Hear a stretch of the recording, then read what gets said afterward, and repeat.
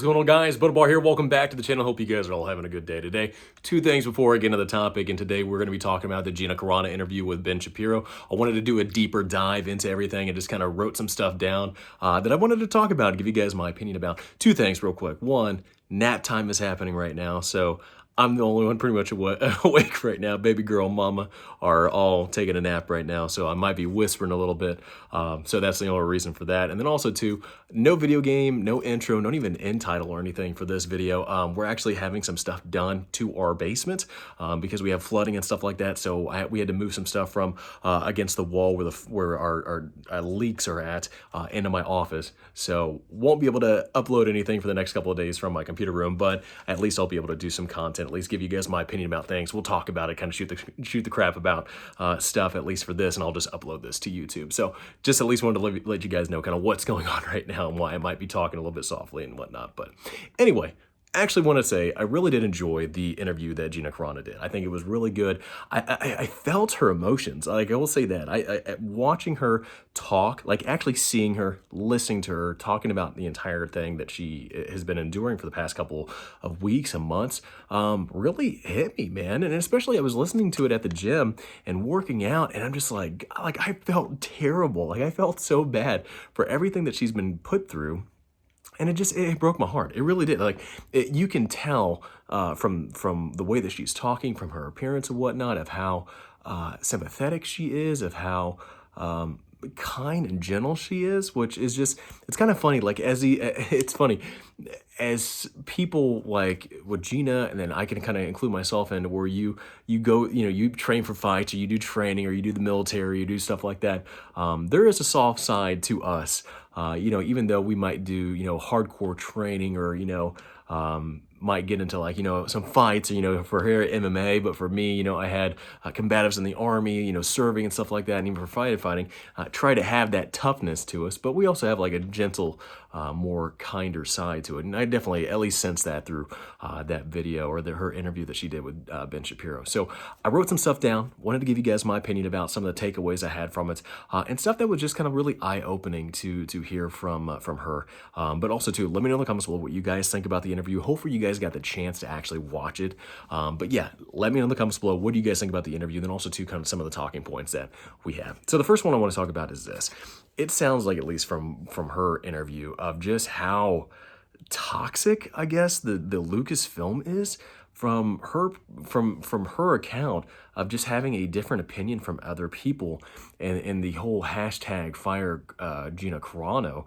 The fact that there were people at the studio that were actually trying to fight to get her fired, like actively working to get her fired because of the tweets that she had that were, I would not say controversial by any means. I mean, yeah, you can have some stuff you disagree with, but actively working to fire somebody that, like, I couldn't imagine, like, being a firefighter and actively trying to go after and fire somebody just because I disagree with him or something like that.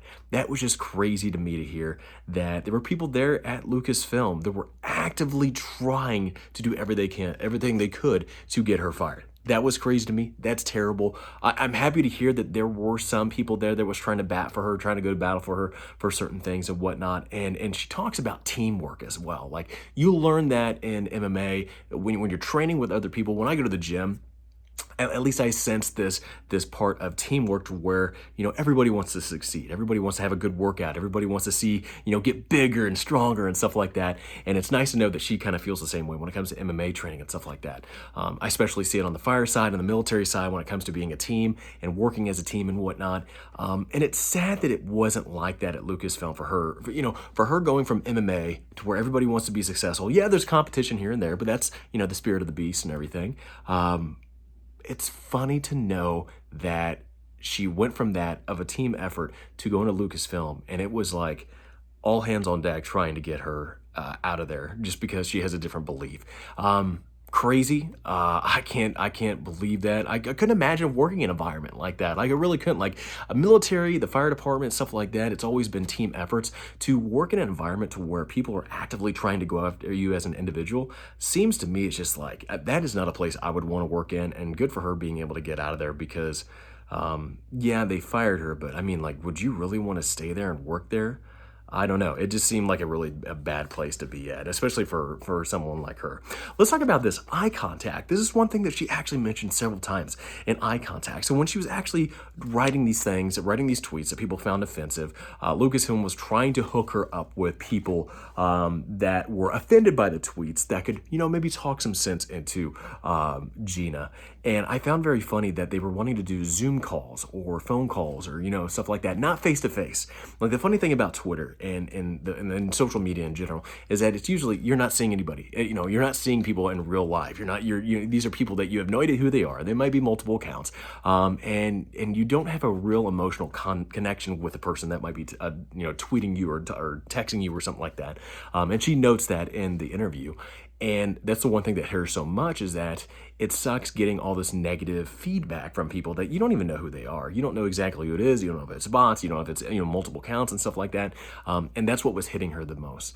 While they were trying to set her up with this Zoom call with like 40 some odd people trying to talk to her, talk some sense to her, something goofy like that. And Gina's like, no. How about we just do smaller base? I want to see their eyes. I want to have that eye-to-eye connection and actually talk to them physically. Go to a restaurant and have dinner, have lunch, and actually talk about the issues face to face. And I get that. I mean, look, what is the saying? The eyes are the entrance to the soul or something like that.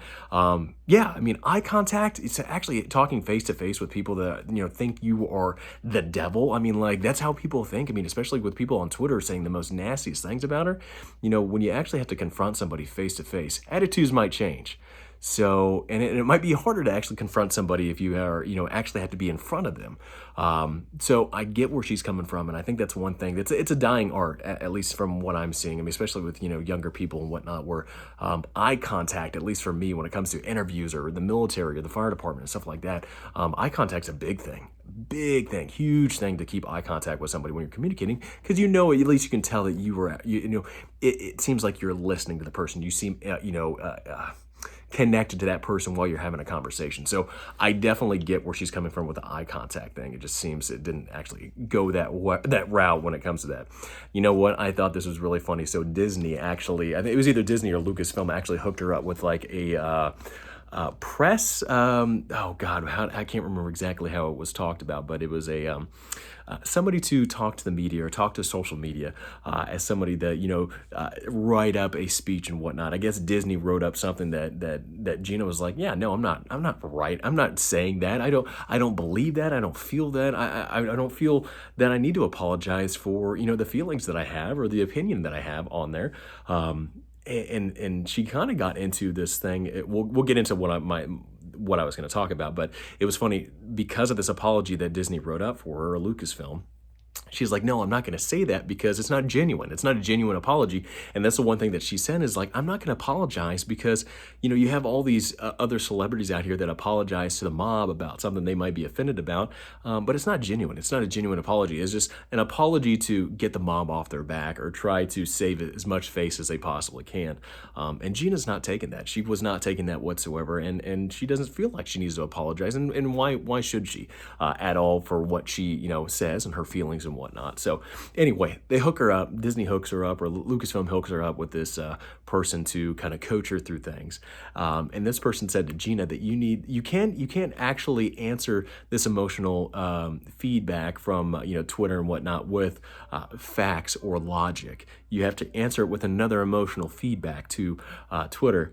And I heard that, her talking about that, and I'm just sitting there going, well, you know what? I can be pretty emotional. I can give an emotional response. It might be vulgar, but I can give a pretty good piece of my mind emotionally and whatnot. So I don't know if she had the same reaction to that, but that was definitely something I was like, yeah, no, I would. Okay, you want an emotional feedback? All right, I got you, Chief. I got a laundry list of words I'll just throw your way. So, no, she was not having any part of that, and good for her for not. Just so dumb, man. Like, can you believe, like, you have these feelings, you have these opinions about certain things, but everybody's working to try to get you fired, and even the people that you work for trying to get you fired are trying to get you to be submissive to certain things. And I'm very happy she's not a submissive lady at all. She's definitely a strong person. You know what? Let's talk about this. Two more things, and we'll cut it out. She talked about in her interview that there are others just like her, others that have, conservative opinions or different opinions than some of the people out there, but they are afraid to come out and talk about their opinions, which I find very funny. And I have a lot more respect for Gina because she is getting out of the easy life of Hollywood where, hey, as long as you agree with us, as long as you have the same opinion, the same political thoughts as us, easy life, man. Easy life. You don't have to stress at all, man. It's the easy road. You don't have to do anything. You don't have to make a sacrifice. Gina over here makes a sacrifice, actually, and it shouldn't be a sacrifice by any means, but actually talks about how the way she feels and what her thoughts are and loses a good portion of the stuff that she had set up for herself in Lucasfilm and in Hollywood and whatnot. And it's funny to know of how brave and confident she is to not back down. I mean, good heavens, the fact that there are people in Hollywood that have the same opinions of her, about, that she does, one, won't back her. Like, it's funny to know of how many people have not come out in support of Gina. It's funny when it was like James Gunn and his tweets about little boys and kids, and people were going to bat night and day to get him rehired, but won't say anything for Gina to, support her and give her some love back. So it's very interesting in how Hollywood works, but yeah, people that apparently have the same opinions that she does, but they don't want to go bat for her. Tells you kind of the character that Hollywood is when it comes to having each other's backs and the bravery of some of these actors out here. They might be brave on screen, but when it comes to actually being brave in front of the real world, not so much. All right, last thing I want to talk about. She talks about sitting at the table. You know what? She's kicked out of the Hollywood, and she wants to kind of create her own table to where, people that are just like her can be accepted at this table, and things can be created at this place. And I like that's where Daily Wire's going. They're bringing her in. I imagine she is just a catalyst of people from Hollywood that are going to be coming over and joining the Daily Wire when it comes to Hollywood films. And she is going to be the pioneer of creating this type of environment to where people don't have to be afraid. I mean, it's a McCarthyism at this point when it comes to not having, if you have conservative views, it's the McCarthyism, back in the day where it was like, if you were a communist and whatnot, Hollywood wouldn't work with you. But now it's conservatism in Hollywood, and Hollywood doesn't want to work with you. So it's funny how McCarthyism kind of comes back. But I'm enjoying that Gina is wanting to create this environment, this table, to bring other people to the table, to this environment to work in and prosper and bring each other up. That I think Hollywood is not doing, unless you believe what Hollywood believes, and that same thought, they don't care about your prospering. They want to make sure that you follow their line, that you follow their philosophy, and you need to be submissive to them. Gina's not like that. And I definitely got that from this interview. And I have to say nothing but great things. It was a great interview. She did a really good job. And I'm pretty proud of it. I'm pretty proud of her doing what she's done. I think she's setting a good example, not only for boys, but girls. And girls and then boys.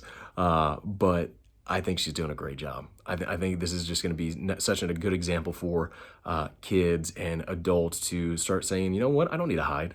You can't cancel me. I'm going to speak my mind, and if you don't like it, don't listen to it. But if you like it, listen to it. It's funny to know of how much free will we have as human beings, but for some reason, people don't want to use their free will, and they want to use their will upon others to, force them to do whatever. So anyway, guys, I just at least wanted to give you guys my points that I thought that were pretty good about this interview, and I think Gina did a really good job, and I look forward to seeing what she can bring to the table when it comes to the different content and movies and stuff like that she can do for the Daily Wire. So hope you guys enjoyed the video. Please have a great rest of the day, and let me know in the comments below what did you guys think about the interview and the stuff that we talked about today. So hope you enjoyed the video. Have a great rest of the day. I look forward to talking to you guys all next time. Oh God, you almost died again. I caught you. I saved your life. And if you're still here, I love you. All right, bye.